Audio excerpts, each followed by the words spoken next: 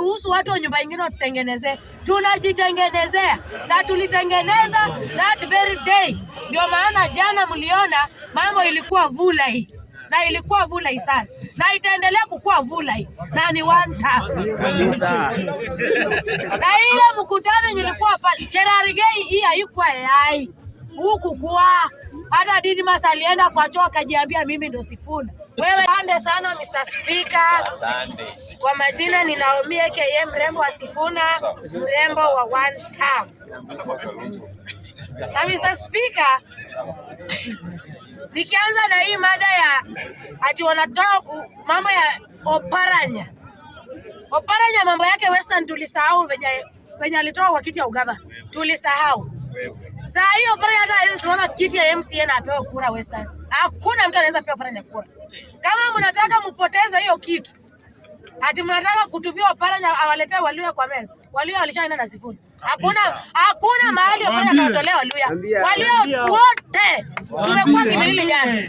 Hakuna mtu alibaki Kakamega. Hata jana ungeambia Oparanya kuletea Waluya 100 kwa ofisi, haungepata. Hawakukuwa. Tulikuwa Bungoma. Sasa mkianza kusema mambo ati mnataka kutumia Oparanya kuharibu Western Voice, hamutaweza. Hizi zote Sifuna na Natembe washasaja hizi vitu, tumeifunga. Tushalock huyo kitu na tumefunga. Na hakuna mahali itatokea. Nimemaliza. Oriawe gombo wadu. Mr. Speaker. Bwana, hii mambo ya Sifuna msifikirie ni mchezo.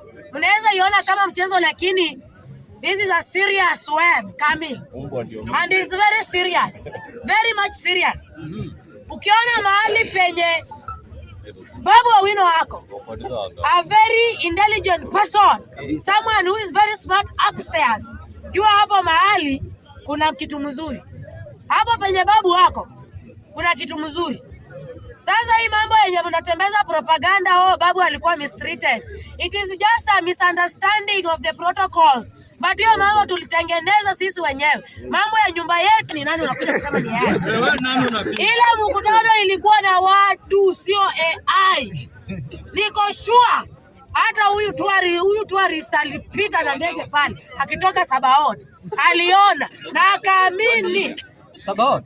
Kila ambacho alikiona, aliguza kipara kidogo na akasema mimi ni Sifuna.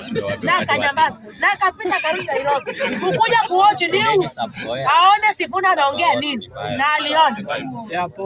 Mr. Speaker, wacha nimalizie. Wacha nimalizie. 11 minutes yote. Kama unataka kujua ile mambo ya jana ilikuwa serious. Kwa Kinongo na ilikuwa homecoming, hatujaenda rally. Ilikuwa homecoming. Hiyo ilikuwa tu homecoming. Hatujapanga kwenda kuambia watu sasa kuko hivi na hivi. Hiyo ilikuwa tu homecoming, shakaribisha Obwami nyumbani. Sasa ile maneno yenye mliona pale ilikuwa mic testing. Ilikuwa mic testing. We are coming na bado. Nataka kama kuna mtu aliona school bus kwa mkutano Trans Nzoia ama Bungoma aniambie. Kama kuna mtu aliona school bus Trans Nzoia County ama Bungoma County akuja aongee. Kama kuna mtu aliona Mutini na Guns pale Trans Nzoia ama Bungoma akuja atuambie. Pia sisi